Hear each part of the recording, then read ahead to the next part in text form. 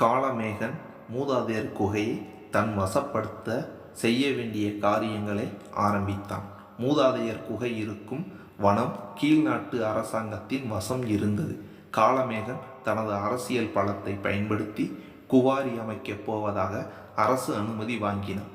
கீழ்நாட்டில் இருக்கும் மலை ரோடுகளில் மூதாதையர் குகைக்கு வெகு அருகில் இருக்கும் ரோட்டை தேர்ந்தெடுத்து வழியில் ஆறுகள், பெரும் பாலங்கள் அமைக்க தேவையில்லாத நில அமைப்பை பார்த்து அங்கிருந்து மணிமகுட சிகரம் வரை ட்ரக்குகள், கார்கள் சென்று வர பாதை உருவாக்க சர்வேயர், இன்ஜினியருடன் புல்டோசர், பொக்லைன், டிப்பர் போன்ற கனரக வாகனங்களையும் காட்டுக்குள் அனுப்பினான். காளமேகன் அனுப்பிய டீம் வழியில் தடையாக இருக்கும் மரம், பாறை என அனைத்தையும் உடைத்து அழித்தனர். 4 நாட்களில் பாதி தூரத்தை கடந்து போய் இருந்தார்கள். பாதையின் 2 பக்கங்களிலும் மின்சார வேலியிட்டு காட்டை வேறு பகுதிகளாக பிரித்தனர். காட்டு விலங்குகள் தனது பாதைகள் மறிக்கப்படுவதைக் கண்டு வெகுண்டெழுந்ததால் அதை துப்பாக்கியால் சுற்று கொண்டனர். காட்டு வழியில் வெட்டிய பெரிய மரங்களை ட்ரக்குகளில் ஏற்றி காளமேகனின் டிம்பர் குடோன்களுக்கு அனுப்பினர். இரவுகளில் கூடாரம் அமைத்து மான்களையும் வரையாடுகளையும் வெட்டி உணவு சமைத்தார்கள். குடியும் கூத்துமாக காட்டை அழித்து கொண்டிருந்தார்கள். மயிலாவின் தொட்டியில் திருமண ஏற்பாடுகள் ஆரம்பித்தது. மணமகள் வீட்டுக்கு மணமகனின் சார்பில் சீதனமாக 10 மூட்டை நெல், 5 மூட்டை திணை, பட்டியில் இருந்து 50 ஆடுகள் கொடுத்தனர். சுந்தரும் வசந்தியும் வரப்போகிற மருமகளுக்கு சேர்த்து வைத்த தங்க நகைகளை கொண்டு வர சென்னை புறப்பட்ட போது ஆத்திரை அவர்களை தடுத்தாள். நமது குலத்தினர் மலையில் தங்க நகை அணியும் வழக்கம் இல்லை. மயிலா சென்னை வரும்போது நகைகளை அணிந்து கொள்வாள். நீங்க போக வேண்டாம் என்று தடுத்து விட்டார். இரு வீட்டிலும் முகூர்த்த கால் நட்டவுடன் மணமகள் வீட்டினர் ஆரா காட்டுக்குள் சென்று காட்டுக்காளையை கொண்டு வர வேண்டும் என்றனர். ஆரா காட்டில் வளரவில்லை என்பதால் ஆராவுடன் மூப்பர், சுந்தர், சஞ்சய், அரி மற்றும் சில இளைஞர்கள் என ஒரு பட்டாளமே காட்டுக்குள் போவது என முடிவானது. சஞ்சய் ஆராவிடம், ஊரில் நடக்கிற ஜல்லிக்கட்டு வீடியோ கவரேஜ் கூட நான் போனதில்லை, காட்டெருமையை அடக்கிற இடத்துக்கு நான் வரணுமா? டிஸ்கவரியில் காட்டெருமை பார்த்துருக்கியா மச்சி? சாவுனா புல்வெளியில் இருக்கும் காட்டெருமை 1000 கிலோ வெயிட்டும் 7 அடி நீளமும் இருக்கும். ஒரு முட்டினால் 30 அடி தள்ளி போய் தான் விழுவோம் என்று சொல்லியவன் நம்மளை போய் இதில் ஏன் கோத்து விடுறாங்க மச்சி என்றான். ஆமாம், உனக்குத்தானே கல்யாணம், நீ தான் மாட்டை அடக்கணும், நான் ஏன்டா அங்கே வரணும்? எலிதான் எள்ளுக்கு காயுது, எலி புழுக்கு ஏன் சேர்ந்து காயணும் என்று சஞ்சய் கதற ஆரா காட்டுக்குள் இழுத்து போனான். மயிலாவை 6 நாள் தனி வீட்டில் தங்க வைக்கும் சடங்கை ஆத்திரையும் மயிலாவின் தாயும் முன்னின்று செய்தனர். மயிலா இதற்கு ஒரு நிபந்தனை கேட்டான். என்னவென்று கேட்டபோது தான் தனியாக இருக்க வேண்டிய 6 நாளும் மூதாதையர் குகையில் தங்குவதாக சொன்னான். பெரியவர்கள் மயிலாவின் முடிவை முதலில் ஏற்க மறுத்தனர். பிடார சித்தர் தலையிட்டு அவளை அனுப்பி வைக்க சம்மதிக்க வைத்தார். மயிலா தொட்டியை விட்டு வெகு தூரம் தள்ளி இருக்க போவதால் அவளுடன் தங்க மூப்பரின் தங்கையும் மயிலாவின் கொள்ளுப்பாட்டியும் ஆகிய தொட்டியின் பெருங்கிழவி பொன்னியை மயிலாவுடன் அனுப்பி வைத்தனர். பேருக்குத்தான் பொன்னி பெருங்கிழவி, மயிலாவை விட சுறுசுறுப்பாக இருந்தாள். இருவரும் மூதாதையர் குகை அடைந்த போது குகை திறந்து இருந்தது. மயிலா திறவுகோளுடன் சென்று இருந்தாள். கீரிமலையன் துஷ்ட சக்திகளை வரவழைக்க பூஜை செய்து முதலில் காட்டேரியை வரவழைத்து காட்டேரியின் உதவியால் துஷ்ட சக்திகளின் தலைவனாகிய சாத்தானை வரவைக்க கீழ்காட்டில் இருந்து நரபலிக்கு தேவையான மனிதர்களை பிடித்து வந்து குகையில் அடைத்து வைத்தான். சண்டாவை அழைத்து அதை ஆராவின் மீது ஏவல் செய்தான். சண்டா ஆராவை தேடி அவன் போன காட்டுக்குள் போனது. ஆராவும் அவன் கூட வந்த கூட்டமும் வேங்கை காட்டை கடந்து ஆராவும் சஞ்சயும் ஆத்திரையுடன் வந்த குகை வழியாக எருமை காட்டுக்கு போனார்கள். இரவு நேரம் வந்ததும் பாதி வழியில் குகையில் தங்கினார்கள். ஆராவின் மீது ஏவல் செய்யப்பட்டிருந்த சண்டாவும் அவர்கள் பின்னால் வௌவால் ரூபத்தில் பின்தொடர்ந்து வந்து கொண்டிருந்தது. மூப்பர் காற்றில் இருந்து வந்த பச்சை இரத்த வாடையும் பிண வாடையும் வருவதை நுகர்ந்ததுடன் ஏதோ துஷ்ட சக்தி பின்வருவதை கண்டுபிடித்தார். இரவு நேரத்தில் எப்படி சமாளிப்பது என யோசித்தவர் எதிரே பாறை ஊற்றில் இருந்து கசிந்து குட்டையாக இருந்த நீரை கொண்டு வந்து மண்ணில் ஊற்றி மண்ணை குலைத்து சிவலிங்கமாக செய்தார். அதன் முன்னால் தீயை வளர்த்தவர் சிவ வழிபாட்டு பாடலான மூவகை ஆரையில் ஓர் அழல் அம்பின் முளியாய் மாதிரம் ஆளல எய்து அமரர் வேள்வி பாகம் உண்ட பைங்கன் பார்ப்பான் பாடலை பாடினார். வானிடத்தில் பறந்து திரியும் இயல்புடைய பொன் வெள்ளி இரும்பு மதில்களை கொண்ட நகரங்கள் மூன்றில் வாழ்ந்த அரக்கர்களை சிவன் தன் சிரிப்பினால் எரித்தான் என்பதன் அர்த்தம் கொண்ட பாடல்களை பாடி குகையினுள் இருக்கும் தீய சக்திகளை அழிக்க வேண்டினார். மூப்பர் பெருங்குரலோடு தீய சக்திகளை அழிக்க வேண்டிய பாடல்களை பாடி துதிக்க ஆரம்பித்ததும் அங்கே அமர்ந்திருந்த அரி ஆட ஆரம்பித்தார். மூப்பரின் சத்தம் அதிகமாக அரியின் ஆட்டமும் அதிகரித்து தாண்டவம் போல ஆடினான். ஆடிக்கொண்டு இருந்த அரி ஒரு கட்டத்தில் பாதுகாப்புக்காக கொண்டு வந்த வளரியை எடுத்து குகையின் மேல் நோக்கி தூரமாக வீசினான். சுழன்று கொண்டே சென்ற வளரி குகையின் மேல் தொங்கிய சரியான வௌவாலை 2ஆய் கிழித்து விட்டு திரும்பியது. ஆவென அலறியபடி சண்டா அறுபட்டு விழுந்தது. டாக்டர் சிவா புரொஃபசர் பாரி சொன்னபடி அவரது கல்லூரி தோழனாக இருந்து காவல்துறையில் உயர் அதிகாரியாக இருக்கும் திலகனை அவரது அலுவலகத்தில் போய் சந்தித்தான். பாரி சொன்ன விவரங்களை சொல்லியவுடன் அவர் சிறிது நேரம் யோசித்துவிட்டு, இது நமது மாநில எல்லையிலும் இருந்தாலும் அடுத்த மாநிலத்தில் உள்ளது. சிவாவை வெளியே போய் காத்திருக்க சொன்னார்கள். சிவா போனவுடன் திலகன் போனில் யாரையோ அழைத்து பேசினார். 5 நிமிடங்கள் வரை பேசிவிட்டு சிவாவை அழைத்து மைசூரில் டிஏஜியாக இருக்கும் தனது நண்பர் ராஜுலுவிடம் பேசி இருப்பதாகவும் சிவாவை குண்டுலுப்பேட்டில் போய் காத்திருக்க சொன்னார். திலகனின் நண்பர் ராஜுலு தகுந்த ஏற்பாடுகளுடன் சிவாவை அங்கு வந்து சந்திப்பார் என சொல்லி அனுப்பினார். சிவா அங்கிருந்து கிளம்பி குண்டுலுப்பேட்டு போய் ரிசர்ட் ஒன்றில் தங்கினான். வனத்துறையின் உதவிக்கு நடேசனை தொடர்பு கொண்டதும் அவரும் வனக்காவல் படையை உதவிக்கு தயார் செய்தார். சிவா குண்டுலுப்பேட்டு போன மறுநாளில் ராஜுலு அனுப்பிய அருண் என்ற IPS அதிகாரியுடன் 4 IPS அதிகாரிகள் கொண்ட டீம் மைசூரில் இருந்து வந்து சேர்ந்தனர்.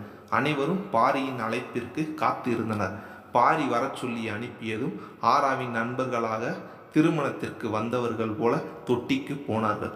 தொட்டிக்கு வரும் ஆபத்தை தடுக்க IPS டீம் தயாராக இருந்தனர். மயிலா திறவுகோல் கொண்டு வந்து இருந்ததால் உள்ளே போய் மீண்டும் அங்கிருக்கும் மாமலையன் என்ற முனிவரை சந்திக்க நினைத்தார். சிவலிங்க சுனையில் இருந்த நீரை குடத்தில் எடுத்து வந்து சிவலிங்கத்திற்கு அபிஷேகம் செய்தார். 50 குடங்களுக்கு பிறகு வலதுபுறத்தில் எழுந்த பாறையை தொடர்ந்து நந்தியின் பீடத்தை கல்லை நகர்த்தினான். திறவுகோல் போட வேண்டிய பூக்கோளம் செதுக்கிய பாறை வெளியே வந்தது. திறவுகோலை பூக்கோள பாறையின் நடுவில் பூ வடிவத்தில் செலுத்த முயற்சித்தார். திறவுகோல் உள்ளே செல்ல மறுத்தது. மீண்டும் முயற்சித்த போது வெளிவந்த பாறைகள் உள்ளே சென்று மறைந்தன. மயிலா ஏன் குகை திறக்கவில்லை என்று யோசித்தபடி வந்து அமர்ந்தார்.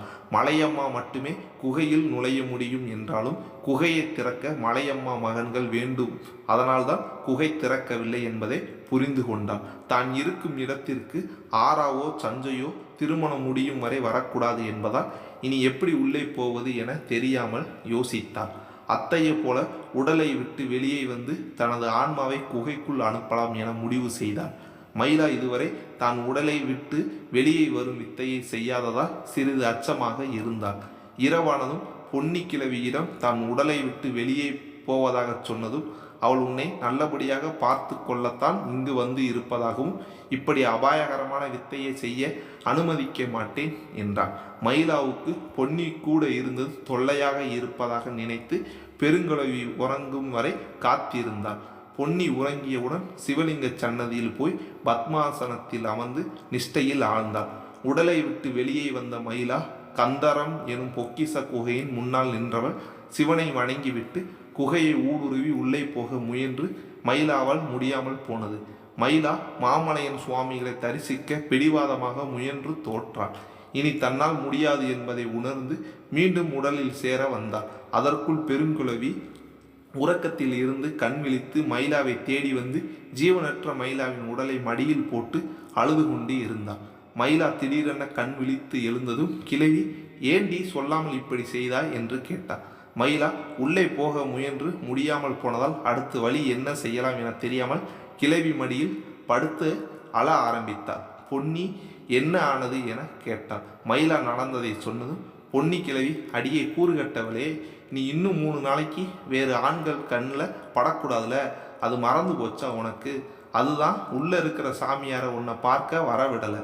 கல்யாண பொண்ணா லட்சணமாக இருடி, நடக்க வேண்டியதெல்லாம் அந்த சிவன் பார்த்துட்டான் என்று ஆறுதலாக பேசினார். மயிலாவுக்கு பொன்னி பேசியது ஆறுதலாக இருந்தாலும் நடப்பது சரியாக இருப்பதாக தோணவில்லை. ஏதோ ஆபத்து நேரப்போவதாக தோன்றியது. மறுநாள் ஆறாவும் அவன் கூட்டத்தினரும் எருமை காட்டை அடைந்திருந்தனர். மூப்பர் எருமை காட்டில் ஆளுயர புற்களுக்கு இடையே சொல்லும் முன் அனைவரையும் அழைத்து பேசினார். புற்களின் உள்ளே நம் கண்களுக்கு வேலை அவ்வளவாக இருக்காது, காதுகளுக்குத்தான் வேலை. தனியாக வரும் மாட்டின் ஓசை, மந்தையாக வரும் மாடுகளின் ஓசை, இறை தேடி வரும் மிருகங்களின் ஓசை என அனைத்து ஓசைகளும் வாயால் ஓசை உண்டாக்கி காட்டினார். அரியும் அவனுடன் வந்த இளைஞருள் முதலில் காட்டில் இறங்கினர். அவர்களின் பின்னால் ஆறாவும் சஞ்சையும், அதன் பின்னால் மூப்பரும் போனார்கள். மாடுகள் மந்தையாக திரிந்தன. மந்தைகள் வரும்போது அருகில் இருந்த மரங்களிலும் பாறைகளிலும் ஒளிந்தன. உச்சிவேளை வரை மாடு ஏதும் தனியாக வரவில்லை. வந்த கூட்டத்தினர் ஏமாற்றத்துடன் இருந்தனர். அந்தி சாயும் நேரத்தில் ஒரு காளை மட்டுமே தனியாக வந்தது. சண்டா வீழ்ந்ததை உணர்ந்த கீரிமலையன் அடுத்து என்ன செய்யலாம் என யோசிக்கலானா, காட்டெறியை அனுப்பலாமா என நினைத்தவன் அதையும் இழக்க வேண்டாம், காளமேகனின் நேரடி தாக்குதலில் அவர்களை அழிக்கலாம் என முடிவு கட்டினான். காளமேகனின் ஆட்கள் வெகுவாக முன்னேறி மூதாதையர் குகைக்கு அருகில் வந்துவிட்டனர். கார்மேகன் தான் அனுப்பிய இன்ஜினியருக்கு ஃபோன் செய்து எப்போது வேலை முடியும் என்று கேட்டான். தங்கள் கடைசி பாயிண்டை நெருங்கி விட்டதாகவும் இரவில் குகைக்கு வெளியே தான் கேம்ப் போடப் போகிறோம் என சொன்னதும் தான் காலையில் அங்கு வருகிறேன் என சொல்லி காளமேகன் போனை வைத்தான். இன்ஜினியர் சேர்மன் காலையில் சைட்டுக்கு வரப்போகிறார் என சொல்லி ஆட்களை மேலும் விரைவாக விரட்டி வேலை வாங்கினான். இரு பெண்கள் மட்டுமே தனியாக இருக்கும் குகைக்கு வெளியே அந்தி சாயும் நேரத்தில் பெரும் ஆடவர் கூட்டம் வந்து நின்றது. குகைக்கு வெளியே பெரிய அரவம் கேட்டதை தொடர்ந்து பொன்னி மட்டுமே வெளியே வந்து பாறை மறைவில் நின்று பெருக்கூட்டம் வந்து இருப்பதை பார்த்து ஆச்சரியமடைந்து உள்ளே வந்து மயிலாவிடம் சொன்னார். மயிலா தான் எதிர்நோக்கிய ஆபத்து வந்து இருப்பதை பார்த்தார். இவர்களில் யாரேனும் ஒருவர் தன்னை பார்த்தாலும் அவர்களை தான் பார்த்தாலும் திருமணம் தள்ளி போகும் என்பதால் என்ன செய்யலாம் என யோசித்தார். மீண்டும் பொன்னியை வெளியே அனுப்பி அவர்கள் என்ன முடிவில் இருக்கிறார்கள், குகை உள்ளே வர முயற்சி செய்கிறார்களா என பார்த்து வரச் சொன்னார். பொன்னி போய் பார்த்தபோது அவர்கள் யாருக்கும் உள்ளே வரும் எண்ணம் இல்லை. சமைப்பதிலும் குடிப்பதிலும் மும்மரமாக இருந்தனர். ஒருவன் மட்டும் தனியாக பின்னால் வந்து அரை இருட்டில் பொன்னியை பார்த்து பேய் ஆவென அலறியபடி மயங்கி விழுந்தான். அவன் கத்தியவுடன் பொன்னி குகையினுள் சென்று வாயில் பக்கம் மறைந்து நின்றான். அவனது அலறல் சத்தம் கேட்டு வந்தவர்கள் அவன் முகத்தில் நீரை அடித்து மயக்கம் தெளிவித்து அவன் எழுந்து இங்கே பேய் இருக்கு என்றான். வயதான கிழவி போன்ற பேயை பார்த்ததாகவும் கத்தியதும் அது குகையில் சென்று மறைந்தது என்று சொன்னதும் வந்த அனைவருக்கும் பயம் வந்தது.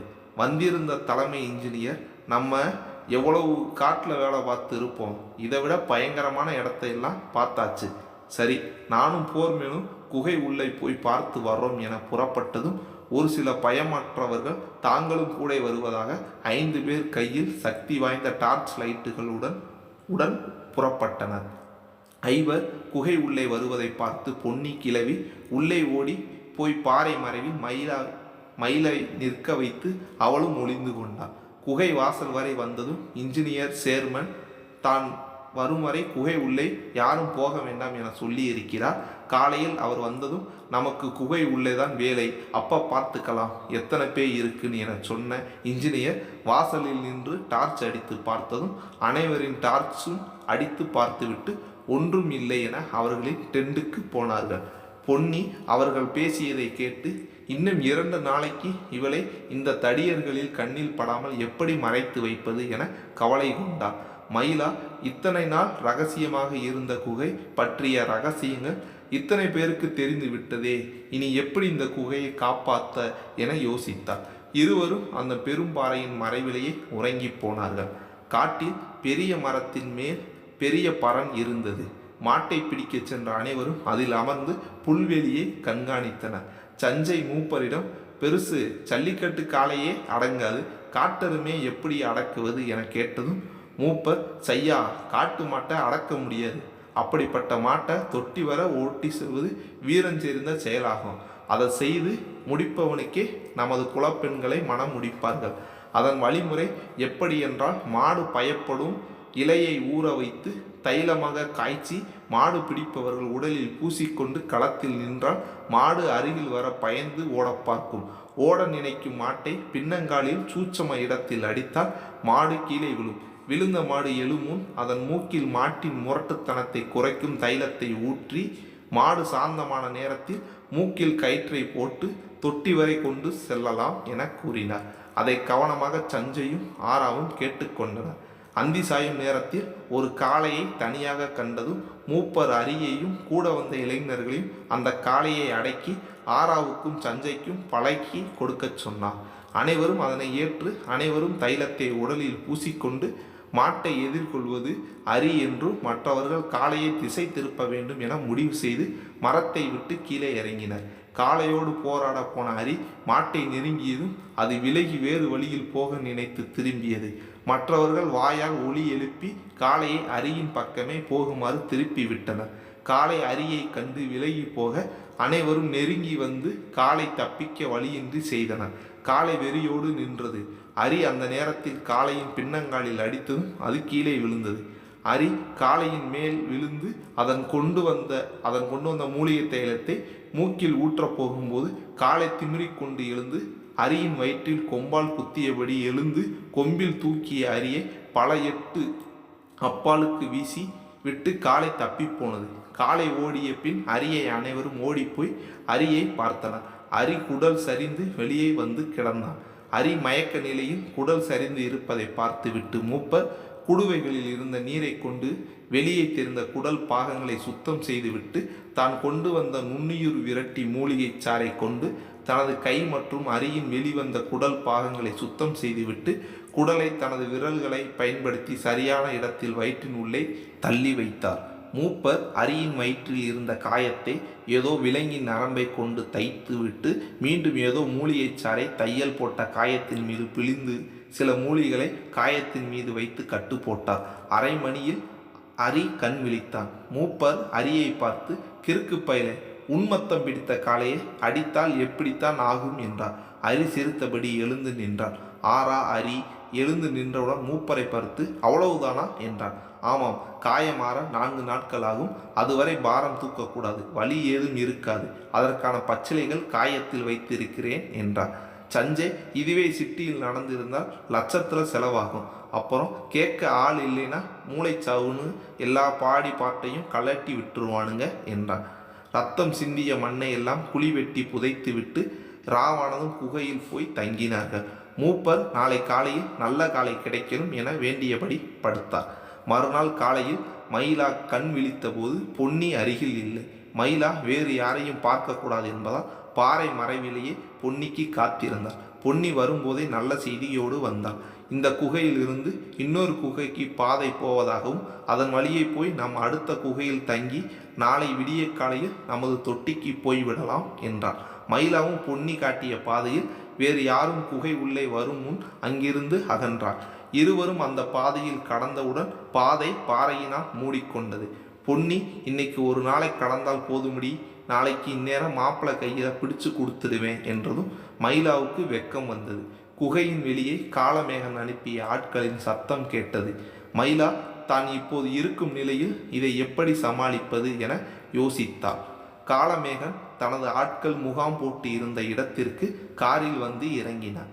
இன்ஜினியர் போய் கதவை திறந்து வாங்க சார் என அழைத்ததும் வெளியே வந்த கார்மேகன் சுற்றுமுற்றும் பார்த்துவிட்டு, பரவாயில்லை, சொன்ன தேதியில் முடிச்சிட்டீங்க என்றான். காலமேகன், குகை உள்ளே போனீங்களா என்றவனிடம் இன்ஜினியர், இல்லை சார், நீங்கள் வந்தவுடன் போகலாம்னு இருந்தோம் என்றார். காலமேகன் இன்ஜினியரை, சரி வாங்க, நாம மட்டும் போகலாம் என்றான். இருவரும் குகையின் உள்ளே சென்றனர். குகை சுற்றி பார்த்து கொண்டே கடைசியாக இருந்த சிவலிங்க சன்னதி அடைந்தனர். மயிலா மறந்து விட்டு போயிருந்த திறவுகோல் அங்கேயே கிடந்தது. காலமேகன் திறவுகோலை பார்த்தவுடன், இங்கே யாரோ இருக்காங்க, அவங்கள தேடி பிடிங்க என்றான். காலமேகன் திறவுகோலை கையில் எடுத்துக்கொண்டு வெளியே வந்து கீரிமலையனை போனில் அழைத்தான். திறவுகோல் கிடைத்த விவரத்தை கூறியவுடன், கீரிமலையன், குகையை திறக்க வேண்டாம், நான் வந்து விடுகிறேன், அதன் பிறகு திறக்கலாம் என்றான். உயிர் பலி ஏதேனும் நிகழக்கூடும், கொஞ்சம் பொறுமையாக இரு என மகனிடம் கூறி போனை வைத்தான். காலமேகன் தந்தை கூறுவதில் ஏதோ சூட்சுமம் இருக்கும் என்பதால் குகையை திறப்பதை தவிர்த்தான். ஆட்களிடம் குகையில் யாரோ ஒளிந்து இருக்கிறார்கள், அவர்களை தேடி பிடியுங்கள் என விரட்டினான். நாளைய திருமணத்திற்கு தொட்டியில் ஏற்பாடுகள் ஏதுமின்றி பரபரப்பின்றி இருப்பதை பார்த்து வசந்தி, நாளை காலையில் திருமணம், எந்த ஏற்பாட்டையும் காணா, பொண்ணு மாப்பிள்ளை 2 பேரையும் எங்கோ அனுப்பியாச்சு, என்னதான் நடக்குது இங்கு என அவள் தாய் மனசு கிடந்து தவிர்த்தது. வசந்தியின் தவிப்பை பார்த்து ஆத்திரை புரிந்து கொண்டு வசந்தியிடம், நீ ஏதும் கவலை கொள்ள வேண்டாம், எல்லாம் நல்லபடியாக நடக்கும். நாட்டில் நடக்கும் திருமணங்களை போல ஆடம்பரமாக இருக்காது, ஆனால் சிறப்பாக இருக்கும். ஆரா மயிலாவும் இன்றைய இரவில் வந்து விடுவார்கள். நாளை பொழுது புலரும் முன் இருவருக்கும் கொட்டாகையில் திருமணம் நடந்து இருக்கும் என ஆறுதலாக சொன்னார்.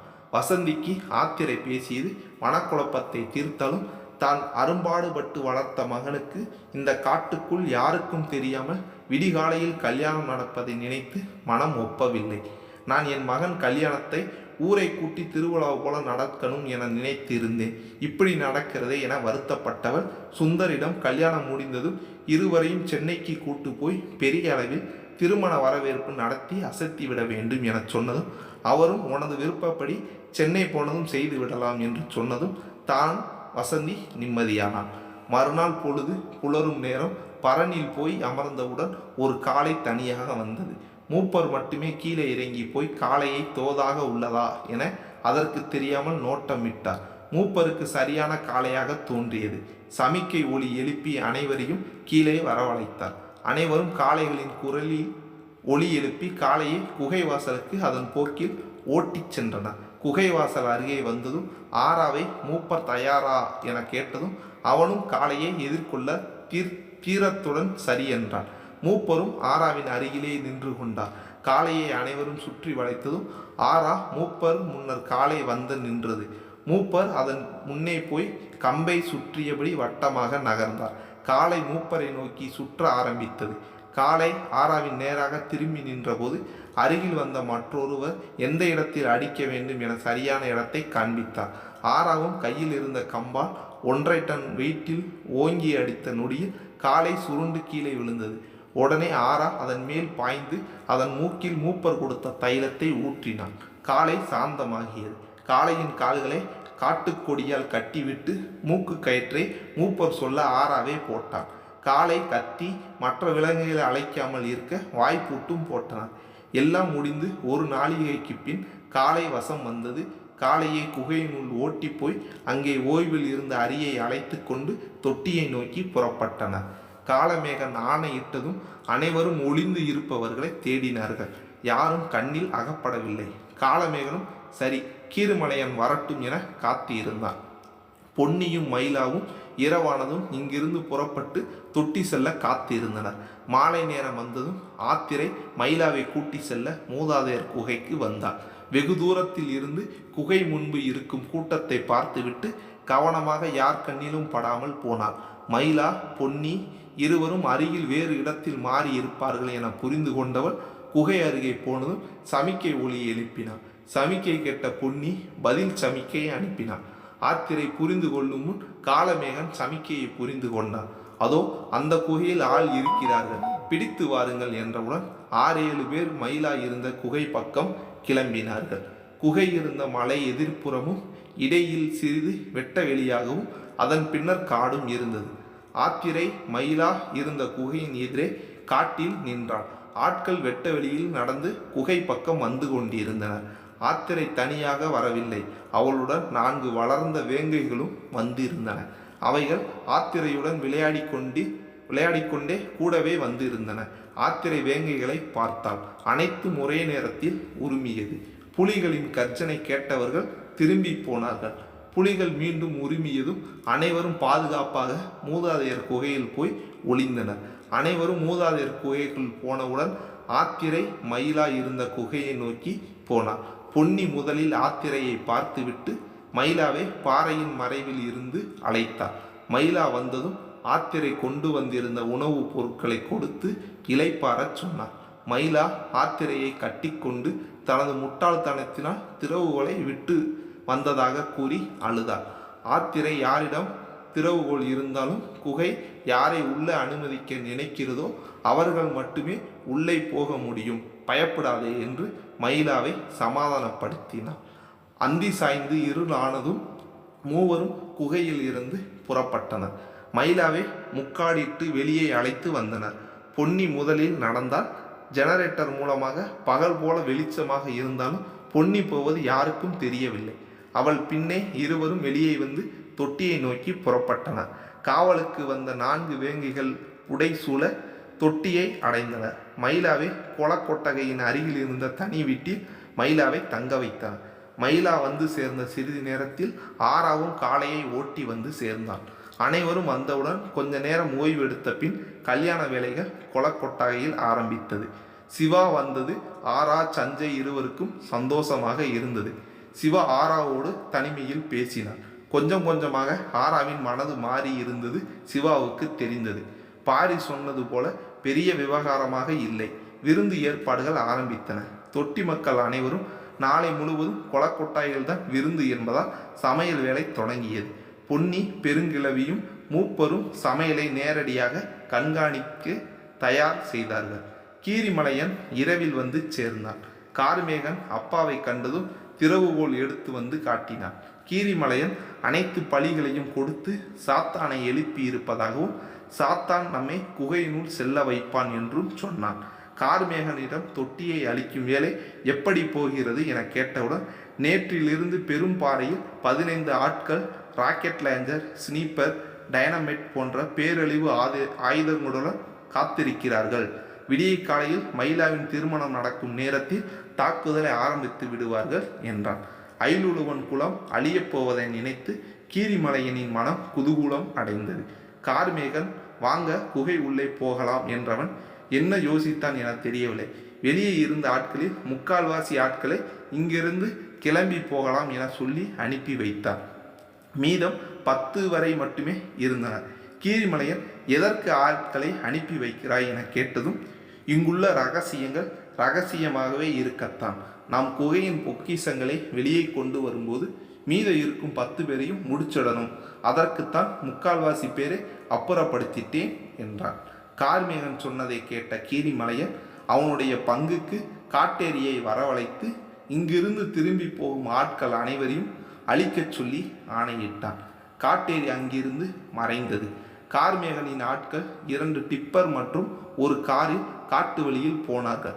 காட்டேரி நேராக முதலில் வந்த டிப்பரில் மோதி அனைவரின் இரத்தமும் குடித்து உடலை வெறும் சக்கையாக விட்டு கடைசியாக வந்த கார் வழியாக வெளியே வந்து கீரிமலையனிடம் போய் நின்றது. கீரிமலையன் காட்டேரியை அனுப்பிவிட்டு சோழியை உருட்டி சாத்தனிடம் குகை உள்ளே செல்ல அருள் வாக்கு கேட்டார். சாதகமான சோழிகள் வந்தவுடன் மகிழ்ச்சியாய் காலை விடிந்ததும் நாம் குகை உள்ளே போகலாம் என்றார். கார்மேகன் இப்போதே நாம் இருவர் மட்டுமே கையில் பெரிய டார்ச் லைட்டுடன் உள்ளே போகலாம் என்றபோது கீரிமலையன் விடியட்டும் என்றான். கார்மேகன் அதற்கு ஒப்பவில்லை. காலை நாம் 2 இடத்தையும் அழிக்க வேண்டும். வேலை அதிகமாக உள்ளது. நான் இங்கேயே உட்கார முடியாது என்று அவசரப்படுத்தி உள்ளே அழைத்து போனான். சிவலிங்க சன்னதிக்கு பின்னால் திறவுகோல் கிடைத்த இடத்தில் திறவுகோல் போட வேண்டிய பூக்கோளப்பாறை தயாராக இருந்தது.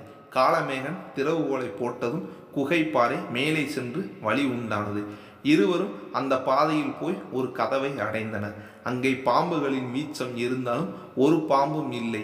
அடுத்த கதவை திறந்த நொடியில் நீரில் விழுந்து குளக்கரையை அடைந்தனர். குளக்கரை மண்டபத்தில் யாரும் இல்லை.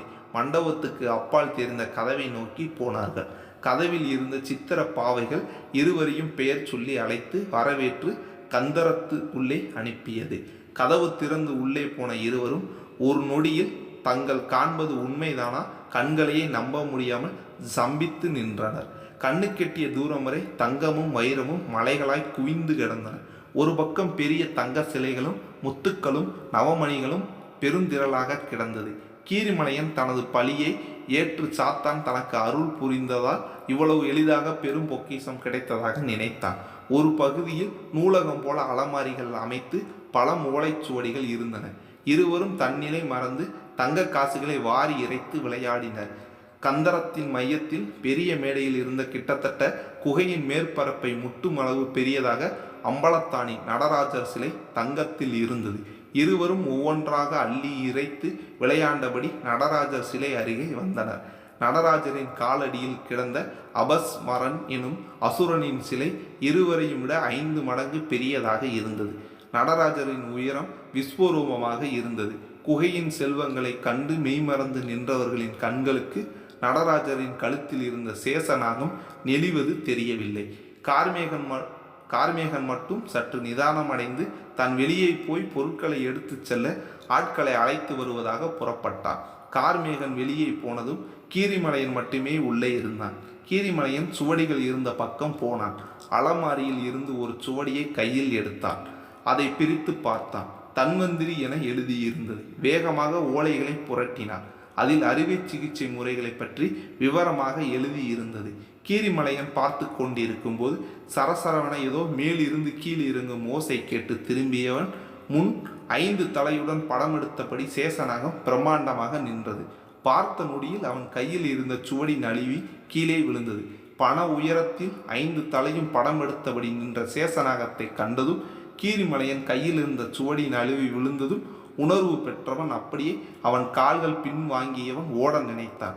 அதற்கு இடம் தராமல் சேசநாகம் வாயை திறந்து நெருப்பை பீச்சி அடித்தது.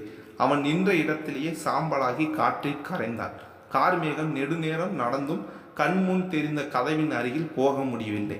ஏதோ மாயாஜலமாக தெரிந்ததால் கீரிமலையனை கூப்பிட்டு போவோம் என அவனை விட்டு வந்த இடத்திற்கு போனான். கீரிமலையனை காணாமல் கார்மேகன் அப்பா அப்பா என குரல் கொடுத்தான். எந்த பதிலும் வராது போனதால் கலக்கம் உண்டானது.